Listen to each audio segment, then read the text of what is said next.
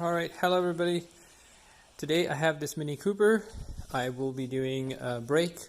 Sorry, we're not doing brake service.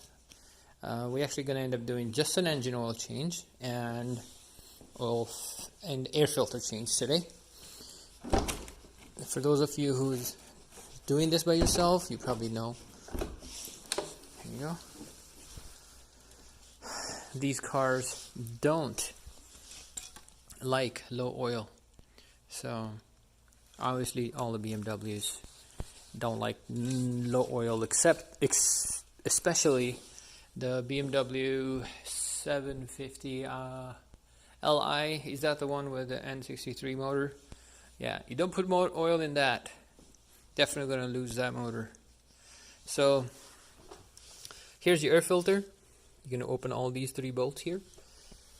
Back side is just the hinge, just so we don't put strain on any other part. We're going to remove this plug and we're going to open this clamp here to get the mass airflow meter loosened up, and that way we can tilt the box and lift it up. Once you got all the screws open here, you're just going to unplug this plug here for the mass. You don't like this phone of mine. I already loosened the clamp. Remove that.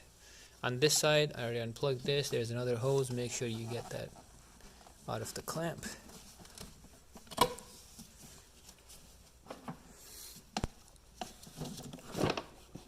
And here is your filter. I don't know if this customer has the right filter. We'll see.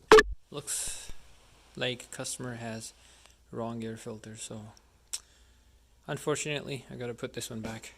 So if you do an oil change, you need to change the filter, and here is the engine oil filter, this part here. So you're gonna need, I think, 27-inch socket to open that. I will open this one so I can get a bit more, it's easier for me to get my hands around the filter, but that's how you get to the filter.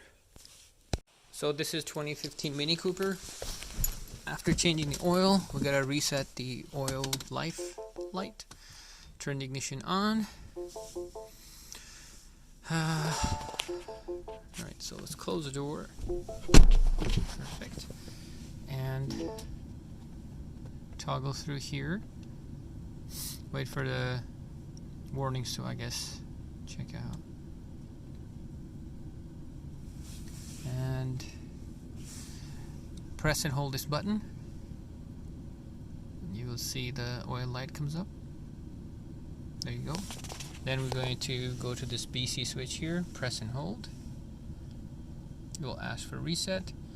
You can press and hold again, and oil light's reset, so it's not red anymore. You can toggle through it and see what else needs to be reset. Okay. Oh, the brake service, right? So should I try that? Okay. I think that's about it. It doesn't have any other warnings. That's how you reset any warning that is in the system, and it's very simple. Thank you for watching.